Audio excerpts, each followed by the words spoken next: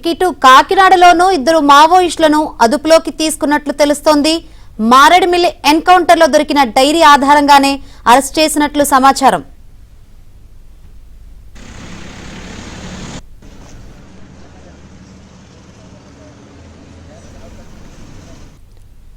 కాకినాడలోనూ ఇద్దరు మావోయిస్టులను అదుపులోకి తీసుకున్నట్లు సమాచారం అందుతుంది. మరిన్ని వివరాలు అందించేందుకు మా ప్రతినిధి అప్పారావు సిద్ధంగా ఉన్నారు. అప్పారావు, ఇటు విజయవాడలోనూ ఇప్పటి వరకు 27 మందిని తీసుకున్నారు. ఇటు చూస్తే కాకినాడలోనూ ఇద్దరు మావోయిస్టులను అదుపులోకి తీసుకున్నట్లు సమాచారం అందుతుంది. అసలు వీళ్ళు ఎప్పటి నుంచి అక్కడ ఉన్నట్లు తెలుస్తుంది? శంకరి, మారేడుమిల్లి అడవుల్లో మావోయిస్టు అగ్రనేత హెడ్నా ఎన్కౌంటర్ నేపథ్యంలో కాకినాడలోని మావోయిస్టులు కదలికలు తీవ్ర కలకలం రేపుతున్నాయి. ప్రశాంత నగరంగా పేరుందని కాకినాడలో ఇద్దరు మావోయిస్టులు పోలీసులు అదుపు తీసుకున్నట్టు మనకు తెలుస్తుంది.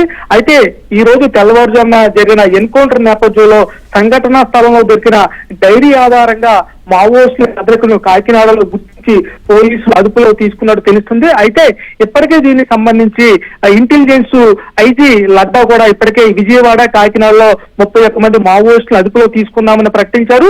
దీనికి సంబంధించి ఆయా జిల్లాల ఎస్పీలు అరెస్టు వివరాలు కూడా తెలిపారని చెప్పారు. ఈ నేపథ్యంలో మనం కాకినాడ ఎస్పీతో సంప్రదించగా పూర్తి స్థాయిలో వివరాలు చెప్పడానికి నిరాకరించారు. అయితే మనకు అందుతున్న పక్కా సమాచారం మేరకు ఇద్దరు మావోయిస్టులను, అది కూడా కాకినాడ నగరంలోనే అదుపులో తీసుకున్నట్టు తెలుస్తుంది. ప్రస్తుతం వీరిని రహస్య స్థావరంలో పోలీసులు విచారిస్తున్నారు.